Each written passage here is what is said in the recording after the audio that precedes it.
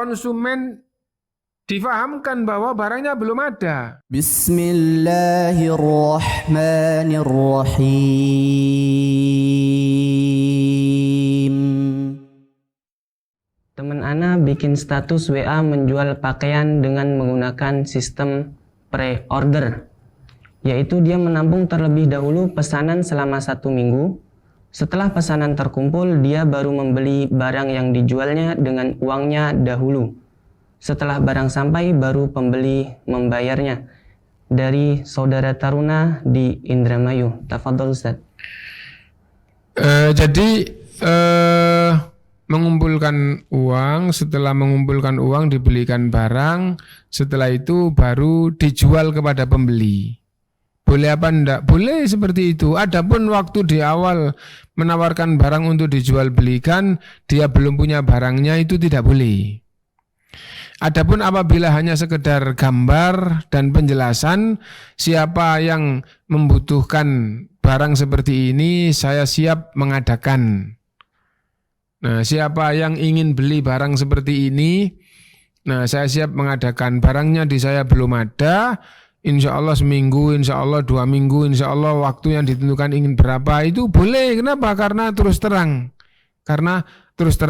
Adapun itu mengiklankan barang seolah-olah barang itu sudah dimiliki, terus saya beli barang itu, ternyata penjualnya belum punya barangnya, itu haram. Kenapa?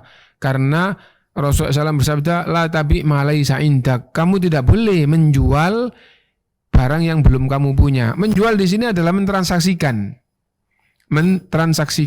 Tapi kalau hanya sekedar iklan gambar, konsumen difahamkan bahwa barangnya belum ada.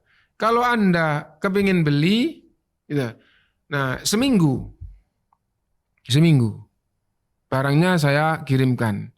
Nah kalau gitu, nah kalau seandainya ya saya beli, nah harus langsung dibayar. Kalau sudah dibayar, maka konsumen atau pembeli itu punya hak yang menjadi tanggungan penjual tadi itu. Dalam waktu yang ditentukan, barangnya telah jelas, keterangan barangnya juga telah jelas. Adapun apabila difahamkan konsumen itu bahwa barangnya belum ada, tidak apa-apa, 1 minggu siap. Nah, uangnya kapan? Uangnya juga 1 minggu. Kalau barang ada saya bayar. Tapi transaksi ini dikatakan bukan sekedar pesan tapi deal ya. Nah, maka itu justru haram. Kenapa? Karena Rasulullah SAW bersabda, hutang dengan hutang itu adalah haram. Nah, Rasulullah SAW an bai'il gali bil gali. Rasulullah SAW melarang jual beli yang sesungguhnya itu adalah hutang dengan hutang. Atau langsung diartikan jual beli hutang dengan hutang. Maksudnya jual beli hutang dengan hutang itu bagaimana? Barang yang dijual belum dimiliki, dalam tanggungan yang menjual, dan harga yang harus dibayar oleh pembeli juga belum dimiliki atau belum dibayarkan, terus transaksinya dikatakan sudah jadi. Nah, maka itu namanya jual beli hutang dengan hutang, dan itu haram. Itu haram. Di dalam Islam itu yang ditransaksikan, yang dijual belikan atau yang ditransaksikan dalam jual beli itu ada 3. Barang uang masuk di dalam bab ini. Kenapa? Karena uang kan ada bendanya. Barang yang ada bendanya, uang dan barang biasa masuk di sini. Yang kedua jasa. Yang ketiga adalah hutang. Ini bisa ditransaksikan. Nah, dari 3 ini akan jadi 6 bentuk transaksi. Bagaimana? Yaitu barang dengan barang. Barang dengan barang. Uang masuk barang. Uang dibelikan motor, namanya barang dengan barang. Jual beli barang dengan barang. Gitu. Emas dengan sapi misalnya, hewan, beli emas, beli sapi dibayar dengan emas, boleh itu namanya jual beli barang dengan barang. Yang kedua, barang dengan jasa. buatkan saya sumur. Ya. Oh iya Pak, sampai jadi ya? Iya, berapa? 10 juta. Iya, ini uangnya 10 juta, terus dia buatkan sumur. Itu namanya barang dengan jasa. Nah, enggak hanya buatkan sumur, jasa itu macam-macam gitu. Itu uruskan kepentingan saya ini, saya bayar 10 juta. Oh siap, itu namanya barang dengan jasa. 10 juta itu barang, pengurusan yang dia yang mengerjakan tadi itu adalah jasa. Yang ketiga, barang dengan hutang. Barang bisa uang ya, uang dengan hutang atau barang dengan hutang. Bagaimana barang dengan hutang? Gitu. Pak, motor sampean tak belinya 10 juta. Iya, ini motornya. Uangnya kapan? Uangnya mana? Uangnya 6 bulan yang akan datang, Pak. Oh iya, enggak apa-apa. Itu namanya barang dengan hutang. Ya, jual beli itu. Yang satunya barang, yang satunya hutang. Berarti barang dengan barang, barang dengan jasa, barang dengan hutang. Terusnya yang keempat, jasa dengan barang kan tadi sudah. Jasa dengan barang kan sudah ya.